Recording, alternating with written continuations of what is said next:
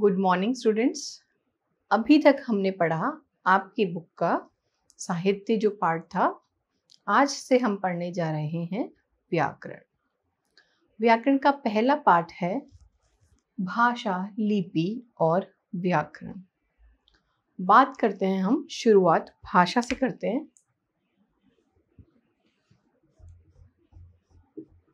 भाषा, भाषा क्या है? सबसे पहला प्रश्न हमारे मन में आता है कि भाषा क्या है। तो इसका उत्तर है कि भाषा वह साधन है जिसके द्वारा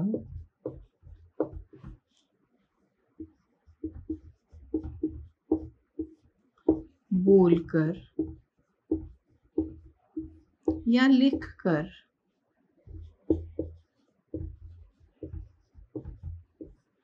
मनुष्य अपने विचार प्रकट करता है, वह भाषा कहलाती है। तो भाषा वह साधन है जिसके द्वारा बोलकर या लिखकर मनुष्य अपने विचारों को या भावों को प्रकट करता है, वह भाषा कहलाती है। तो हमें समझ में आ गया है कि जब भी हम किसी एक दूसरे से संवाद करना चाहते हैं, बात करना चाहते हैं, अपनी बात को समझाना चाहते हैं, तो हमें भाषा का सहारा लेना पड़ता है। या तो हम उसे बात कर कर यानी बोल कर समझा सकते हैं, या हम अपनी बात को, अपने मनोभावों को जो है लिख कर किसी को समझा सकते हैं। तो हमें समझ में आ गया कि भाषा जो है, भाषा क्या है? भाषा वह साधन है जिसमें मनुष्य अपने मनोभावों या विचारों को बोलकर या लिखकर प्रकट करता है। अब हम बात करते हैं कि भाषा जो शब्द है ये कहाँ से बना, यानी कि ये जो भाषा है ये कहाँ से बना? भाष धातु से। भाष धातु से इसकी उत्पत्ति हुई। संस्कृत के जो भाष धातु है उससे इसकी उत्पत्ति हुई है। अब हम जानेंगे कि भाषा के कितने रूप हैं, लेकिन उससे पहले हम एक बार आपकी बुक का जो है रीडिंग करेंगे। पाठ 1, भाषा, लिपि और व्याकरण। हम सभी अपने भावों और विचारों को दूसरे के साथ बोलकर, लिखकर और पढ़कर व्यक्त करते हैं। ऐसा हम भाषा के माध्यम से करते हैं। यानी कि इस प्रकार, जैसा कि मैंने अभी आपको बताया था कि भाषा वह साधन है जिसके द्वारा मनुष्य अपने भावों व विचारों का आदान प्रदान करता है, वह साधन जो है भाषा कहलाता है। यहाँ हमें समझने की जरूरत है और एक बार दृष्टि हम डालते हैं। जब से मानव का जन्म हुआ, मानव का विकास प्रारंभ हुआ, मानव को कुछ नहीं आता था। मानव को न कपड़े पहनने का ढंग आता था, न उसे खाना पकाना आता था, ना उसे कैसा महसूस हो रहा है वह यह भी नहीं समझ पाता था, और वो किस प्रकार अपनी बात को प्रकट करे यह भी नहीं आता था। पर मनुष्य के विकास के साथ साथ भाषा का विकास हुआ, खाना, सभी चीज़ों का जो है सभी क्षेत्रों में बहुत अच्छे से विकास हुआ। उसने खाना बनाना सीखा, उसने खेती करनी सीखी, उसने धातु से औजार बनाने सीखे, बर्तन बनाने सीखे, अपने रहने के लिए घर बनाना सीखा, और इसी बीच उसने भाषा का जो है आविष्कार किया। शुरुआत में मानव ने धीरे धीरे धीरे अपने जो भाव है उन्हें समझना शुरू किया, और फिर उन भावों को अपने चारों तरफ प्रकृति को देख के, सूरज को देखकर जो है उसने सांकेतिक भाषा का, उसने लाइनों के द्वारा जो है वो पहले उसने संकेत दिए, उसके बाद जो है उसने लाइनों का सहारा लिया, उसने रेखाओं का सहारा लिया। जो उसका अंकन था वो रेखाओं के द्वारा होता था। उसने जाना कि सूरज गोल है तो उसने गोला बनाना शुरू किया। उसके चारों तरफ जो है आड़ी तिरछी रेखाएं बनानी शुरू करी। इसी प्रकार हम शुरुआती काल की गुफाओं में देखते हैं, जब मनुष्य का विकास हुआ, मानव ने जो है चित्र बना बनाकर रेखाओं के द्वारा, बहुत ही साधारण चित्र बना बनाकर रेखाओं के द्वारा जो है इंगित किया कि उसके आसपास क्या है, और उसी से हमने जाना कि मनुष्य का विकास किस प्रकार हुआ होगा। तो भाषा की जो उत्पत्ति है वो उसी समय से शुरू हो गई थी। यह कौन सी कहलाएगी? लिखित भाषा। जो उसने रेखाओं का अंकन किया वो कौन सी भाषा कहलाएगी? लिखित भाषा, क्योंकि हमने उसको देखकर समझा, कहीं से सुनकर नहीं समझा। इसलिए हमें पता चलता है कि जो लिखित भाषा है उससे हम ज्ञान जो है, हमारा संचित किया हुआ ज्ञान, हमारा संचित कोश एक पीढ़ी से दूसरी पीढ़ी को भली भांति पहुंचा सकते हैं। अब हम बात करते हैं हमारे भाषा के कितने प्रकार हैं, लेकिन उससे पहले एक बार फिर दोबारा हम बुक पे नजर डालेंगे। पहला चित्र दिया गया है जहां पर नेताजी भाषण दे रहे हैं, यानी कि मौखिक। बोलकर जब हम किसी, इस प्रकार इसकी परिभाषा होगी कि जब हम अपनी बात या अपने विचार किसी के सामने बोलकर प्रकट करते हैं तो वह साधन भाषा का मौखिक साधन कहलाता है। दूसरे चित्र में हमें दिखाई दे रहा है अध्यापिका बच्चों को बोर्ड पर कुछ लिखकर बता रही हैं। ये हुआ भाषा का लिखित साधन। इस प्रकार उपर्युक्त पहले चित्र पे मंच पर आसीन नेताजी बोलकर अपनी बात बता रहे हैं तथा वहां उपस्थित लोग सुनकर उनकी बात को समझ रहे हैं। बोलना और सुनना। दूसरे चित्र में एक शिक्षिका लिखकर अपनी बात समझा रही है और विद्यार्थी पढ़कर उनकी बात समझ रहे हैं। यानी कि मुख्यतः हमें क्या पता चल रहा है कि मुख्यतः भाषा के दो रूप पाए जाते हैं, मौखिक रूप और लिखित रूप। अब हम पढ़ते हैं भाषा के प्रकार।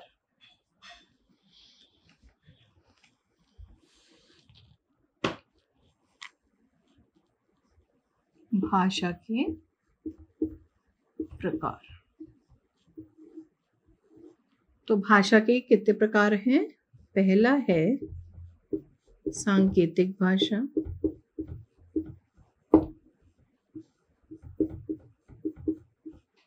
दूसरा है मौखिक भाषा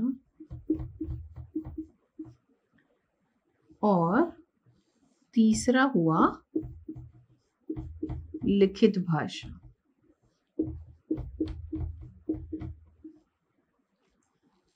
अब इनमें से कौन सा ज्यादा चलन में है? हम देखते हैं कि मुख्यतः दो रूपों का ही चलन ज्यादा होता है और इन्हीं की मान्यता भी प्राप्त है, मौखिक भाषा और लिखित भाषा। लेकिन हम अपनी दैनिक दिनचर्या में अपने दोस्तों के साथ, अपने परिवारजनों के साथ है सांकेतिक भाषा का भी प्रयोग करते हैं। अगर हम खुश हैं तो हमारे मन पे खुशी के भाव होते हैं, हम किसी को हाँ कहना है तो हम गर्दन हिला देते हैं, ना करना है तो अपनी आंखों से ना कर देते हैं।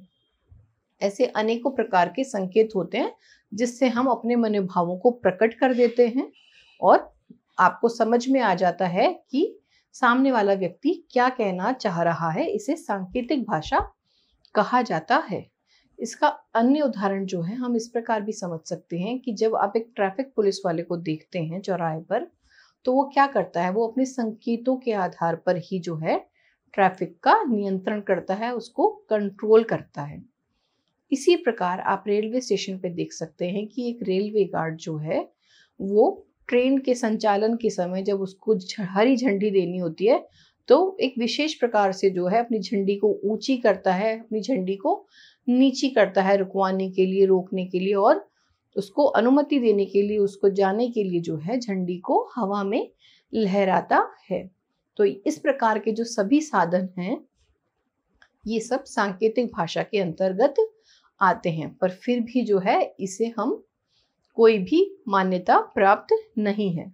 मुख्य रूप से जो है बात की जाती है मौखिक भाषा और लिखित भाषा की। मौखिक यानी कि मुंह से बोलना। मौखिक भाषा अर्थात मुख से बोलना।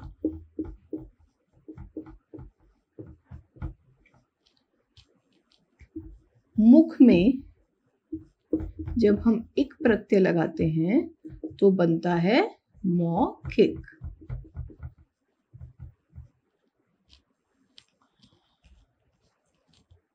मुंह से बोले जाने वाली भाषा, जब हम किसी को अपने विचार बोलकर बताते हैं तो वह भाषा कहलाएगी मौखिक भाषा। इसके अनेकों उदाहरण जो है हम देख सकते हैं। अब इसके उदाहरण कौन से हैं? मौखिक भाषा के उदाहरण हम देखेंगे तो आप देख सकते हैं गाना, गाना गाना, और दूसरा है भाषण, भाषण, किसी संवाद यानी कि बातचीत जो होती है, ये सब जो है मौखिक भाषा के अंतर्गत आते हैं। अभी मैं आपसे बात कर रही हूँ, आपको समझा रही हूँ, यह भी मौखिक भाषा के अंतर्गत ही आता है। लेकिन जब मैं यहाँ पर लिखकर आपको कुछ समझा रही हूँ, यह आएगा लिखित भाषा के अंदर। तो हमें बहुत अच्छे से आपको समझ में आ गया होगा कि मौखिक भाषा किसे कहते हैं। अब बात आती है लिखित भाषा की। लिखित, जैसा कि नाम से हमें पता चल रहा है, लिख प्लस इत, ये भी, इसका निर्माण भी इसी प्रकार हुआ है, लिख प्लस इत।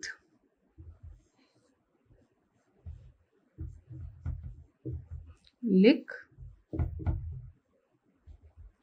प्लस इत इज इक्वल टू लिखित। अब इसके जो उदाहरण हैं वो किस प्रकार से हम देखेंगे? समाचार पत्र,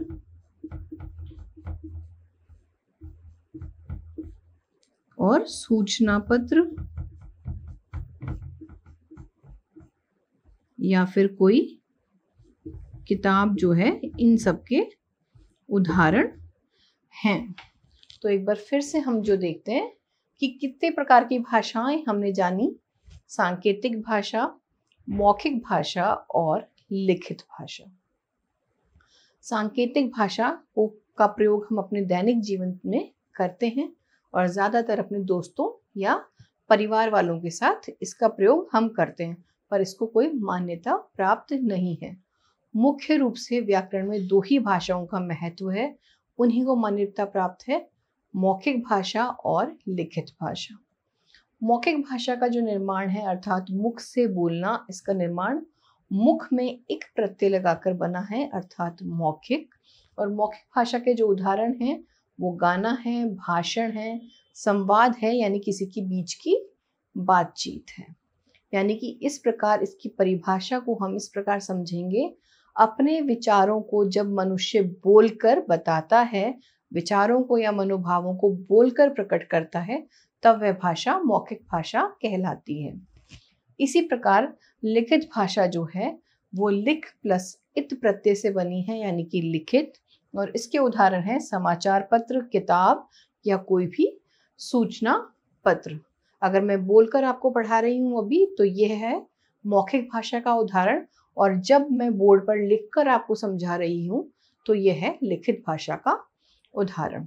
तो चलिए हम पढ़ते हैं भाषा के रूप। भाषा के दो रूप होते हैं, मौखिक भाषा तथा लिखित भाषा।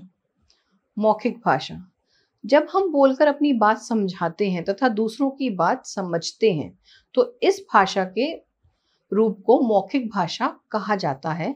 जैसा गायक जो है गाना गाता है, कविता पाठ करते हुए कोई भी व्यक्ति है जो मंच पर कविता पाठ कर रहा है, और तीसरा जो है बच्ची सौम्य अपनी दादी के साथ फोन पर बातचीत कर रही है। ये है सब मौखिक भाषा के उदाहरण। उपरोक्त पहले चित्र में गायक गाकर लोगों का मनोरंजन कर रहे हैं, लोग सुनकर गाने का आनंद ले रहे हैं। दूसरे चित्र में कवि बोलकर कविता पाठ कर रहे हैं और श्रोता, श्रोता अर्थात सुनने वाला, सुनकर कविता का आनंद ले रहे हैं। तीसरे चित्र में दादी और पोती फोन पर अपनी अपनी बातें कह रही हैं तथा सुनकर एक दूसरे की बातों को समझ पा रही हैं। इस प्रकार ये सभी भाषा के मौखिक रूप का प्रयोग कर रहे हैं। आपको बहुत अच्छे से समझ में आ गया होगा। एक बार फिर से हम दोहराते हैं कि जब कोई भी व्यक्ति आपस में या प्रति एक व्यक्ति बोलकर या समझाकर अपनी बात किसी को बताता है, अपने मनोभावों, अपने विचारों को प्रकट करता है, तब वह भाषा मौखिक भाषा कहलाती है। अब हम पढ़ते हैं सेकंड, लिखित भाषा। वैसे मैं आपको समझा चुकी हूँ, पर फिर भी एक बार आपकी बुक में से पढ़ लेते हैं। दूसरा है लिखित भाषा। जब हम अपनी बात लिखकर किसी को समझाते हैं तथा पढ़कर दूसरों की बात समझते हैं, तो भाषा के इस रूप को लिखित भाषा कहते हैं। एक बार फिर से समझिए, जब हम अपनी बात लिखकर किसी को समझाते हैं या दूसरों की बात पढ़कर समझते हैं, तो भाषा के इस रूप को लिखित भाषा कहा जाता है। पहला चित्र है जिसमें एक माँ जो है अपनी बच्ची को पढ़ा रही हैं, उसको गृह कार्य करवा रही हैं, उसे कुछ भी पढ़ा रही हैं। दूसरे में एक व्यक्ति जो है समाचार पत्र पढ़ रहे हैं और तीसरे में एक व्यक्ति जो है कंप्यूटर पर काम कर रहे हैं। उपयुक्त पहले चित्र में माँ बेटी का गृह कार्य करा रही हैं। गृह कार्य या गृह यानी घर, कार्य यानी काम, यानी कि घर पे किया जाने वाला जो कार्य आपको स्कूल से मिलता है उसे गृह कार्य बोलते हैं। गृह कार्य करा रही हैं, जिसमें पढ़ना और लिखना दोनों ही कार्य कर रहे हैं, यानी कि वो पढ़ भी रहे हैं और लिख भी रहे हैं। दूसरे चित्र में पिताजी समाचार पत्र को पढ़कर देश दुनिया के बारे में जानकारी प्राप्त कर रहे हैं और तीसरे चित्र में युवक नौकरी प्राप्त करने के लिए अपना आवेदन मतलब एप्लीकेशन, जब हम कहीं पर किसी को प्रार्थना पत्र लिखते हैं, आवेदन करते हैं कि मुझे उपयुक्त जो है नौकरी के लिए सिलेक्ट किया जाए या पोस्ट के लिए मुझे बताया जाए, उसे आवेदन करना बोलते हैं, कंप्यूटर पर ईमेल द्वारा भेज रहा है। इस प्रकार ये सभी भाषा के लिखित रूप का प्रयोग कर रहे हैं। संकेतों के माध्यम से भी अपनी बात कही जाती है, लेकिन इसे भाषा का मान्य रूप नहीं माना जाता। जिसे अभी मैंने बताया आपको, सांकेतिक भाषा कहा जाता है, परंतु इसको कोई मान्यता प्राप्त नहीं है। इसलिए हमने यहाँ तक क्या जाना? हमने जाना भाषा के दो रूप होते हैं। कौन कौन से होते हैं? मौखिक भाषा और लिखित भाषा। मौखिक भाषा में हम बोलकर या सुनकर अपने मनोभावों को प्रकट करते हैं या दूसरों के मनोभावों को समझते हैं। यह भाषा का साधन जो है मौखिक रूप कहलाता है। अब आता है लिखित, जिस साधन के द्वारा हम किसी को लिखकर समझाते हैं या उसकी बात को पढ़कर समझते हैं, भाषा का यह साधन जो है लिखित भाषा कहलाता है। अब हम पढ़ते हैं भाषा के विविध स्तर, यानी कि भाषा जो है उसके अलग अलग स्तर हैं। तो हम पढ़ते हैं भाषा के विविध यानी अलग अलग, विविध स्तर। अब इसमें हम जानेंगे कि भाषा जो है उसे किन किन स्तरों पर बांटा गया है। तो सबसे पहले तो आता है बोली। सबसे पहले आती है बोली। अब हम बोली के बारे में जानेंगे कि बोली क्या है। बोली किसी भी क्षेत्र के छोटे से अंचल में बोली जाने वाली जो भाषा है उसे बोली का रूप कहा जाता है। इसके अंदर व्याकरण का कोई भी नियम लागू नहीं होता, क्योंकि भाषा को हम जब व्याकरण के साथ मिलकर लिखते हैं तो उसमें शुद्धिकरण होता है, भाषा का बिल्कुल सही रूप होता है, जबकि बोली में ऐसा नहीं होता है। बोली जो है वो व्याकरण से परे होती है और किसी भी क्षेत्र में छोटे से अंचल में बोली जाती है, यानी कि अपने क्षेत्र में बोले जाने वाली भाषा अपने प्रांत या क्षेत्र में बोली जाने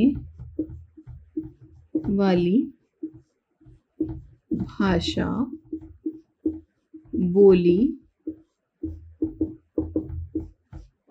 कहलाती है।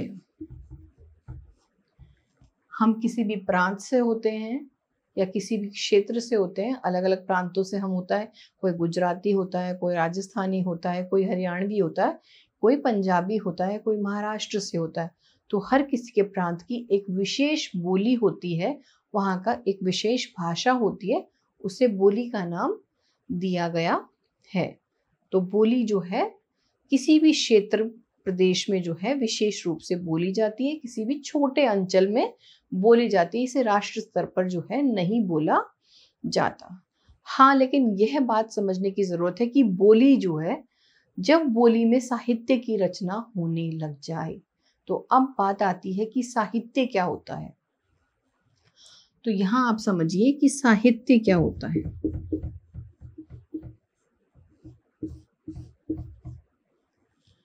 साहित्य अर्थात जब हम अपने ज्ञान को कहानी द्वारा, निबंध द्वारा, उपन्यास द्वारा, कविताओं द्वारा जो है लिखित रूप में संचय कर देते हैं, उनको संचित कर देते हैं, वो रूप जो है भाषा का साहित्य कहलाता है। इस प्रकार ज्ञान का संचित रूप साहित्य कहलाता है। ज्ञान का संचित रूप साहित्य कहलाता है। अब साहित्य में भी हम देखते हैं कि हमें दो प्रकार देखने को मिलते हैं, एक पद्य भाग होता है और एक गद्य भाग होता है। गद्य भाग में सारे जो हैं व्याकरण के नियम लागू होते हैं, भाषा बहुत ही सुंदर होती है, पूरे कारकों से युक्त होती है, कहाँ पर किस कारक का प्रयोग करना है और व्याकरण के नियमों के अधीन होती है। लेकिन पद्य भाग में ऐसा नहीं होता। पद्य भाग में नॉर्मली जो है आपकी कविताएं आती हैं, छंद आते हैं, दोहे आते हैं, कुंडलियां आती हैं। इसके अंदर जो है नॉर्मली दो दो चरणों में तुकबंदी के आधार पर जो है पंक्तियों को जोड़ा जाता है और अपनी बात को कहा जाता है। जैसा कि हम रहीम जी के दोहे पढ़ सकते हैं, गिरधर जी की कुंडलियां पढ़ सकते हैं, कबीर जी के दोहे पढ़ सकते हैं। इन सबको जो है पद्य भाग और गद्य भाग में अच्छे से बांटा जा सकता है और आप समझ सकते हैं। तो बात थी कि जब बोली साहित्य का रूप ले ले, साहित्य पर हम क्यों आए थे कि बोली जो है जब साहित्य का रूप ले लेती है तो वह उपभाषा का रूप ले लेती है, उसे तब उपभाषा बोला जाता है।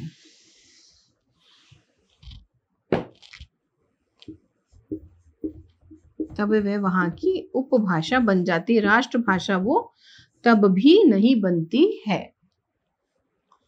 उपबोली जो है किसी भी क्षेत्र में जब बोले जाने वाली बोली है, जैसे कि ब्रज भाषा है, अवध भाषा है, इनमें कई लोगों ने, जो मेवाड़ भाषा है, इनमें लोगों ने रामायण भी लिखी है, साहित्यों का निर्माण किया है।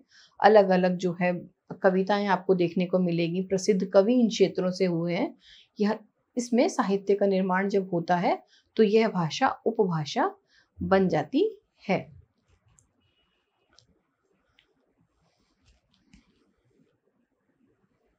स्थानीय बोली में जब साहित्य रचना होने लगे तो वह उपभाषा का रूप ले लेती है। तो आज हमने जाना कि भाषा क्या है। भाषा वह साधन है जिसके द्वारा मनुष्य अपने विचार बोलकर या लिखकर प्रकट करता है। भाषा के कितने रूप होते हैं? भाषा के 3 रूप माने गए हैं, सांकेतिक भाषा, मौखिक भाषा और लिखित भाषा, जिनमें से सांकेतिक भाषा को कोई मान्यता प्राप्त नहीं है। 2 भाषा को मान्यता प्राप्त है, वे हैं मौखिक तथा लिखित। मौखिक भाषा के अंतर्गत व्यक्ति अपनी बात को बोलकर प्रकट करता है या सुनकर समझता है। इसी प्रकार लिखित भाषा में व्यक्ति अपने ज्ञान को, अपने मनोभावों को, अपने विचारों को लिखकर बताता है या किसी के मनोभावों को पढ़कर समझता है। यह भाषा का लिखित रूप कहलाता है। तो आज हमने जाना कि भाषा क्या है और भाषा के रूप क्या है, और उसके बाद हमने एक छोटा सा पार्ट और पढ़ा है कि भाषा के जो है विविध प्रकार क्या हैं।